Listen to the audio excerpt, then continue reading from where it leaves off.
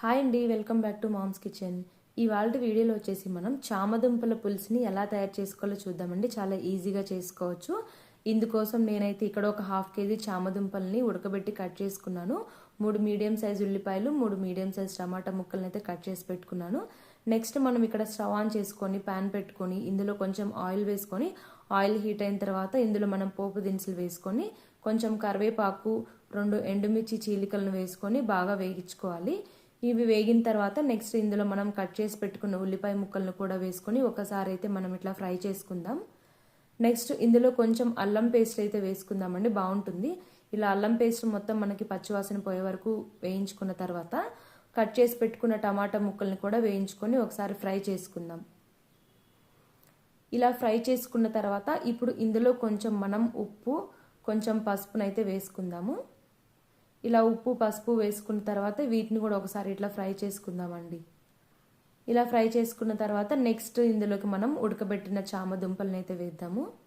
చామదుంపలు వేసిన తర్వాత వాటిని ఇట్లా మెల్లగా కదపండి, ఎందుకంటే ఉడుకుంటే కదా మళ్ళీ చిదురవ్వకుండా ఉంటాయి.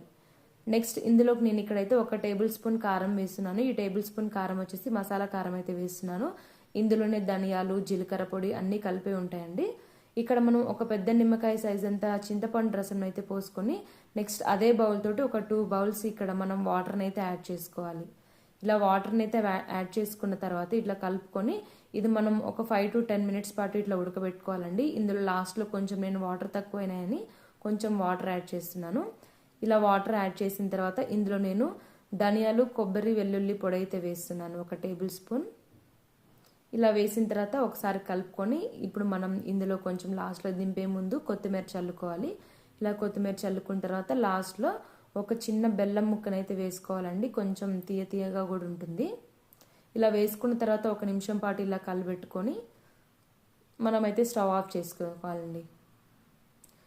స్టవ్ ఆఫ్ చేసేసుకొని ఇలా మనం సర్వ్ చేసుకుంటే చాలా బాగుంటుందండి. చామదుంపలు ఇట్లా కొంచెం మనకి తీయ తీయగా, పుల్ల పుల్లగా ఎప్పుడైనా తినాలనిపించినప్పుడు ఇలా ట్రై చేసుకొని చూడండి, చాలా బాగుంటుంది, చాలా రుచిగా ఉంటుందండి. మనకి ఎప్పుడన్నా కోల్డ్ అయినప్పుడు ఇలా పుల్ల పుల్లగా తినాలనిపిస్తే ఇలా చామదుంపల పులుసుని అయితే ఒకసారి ట్రై చేయండి. థ్యాంక్ యూ ఫర్ వాచింగ్ అండి. Subscribe for more videos.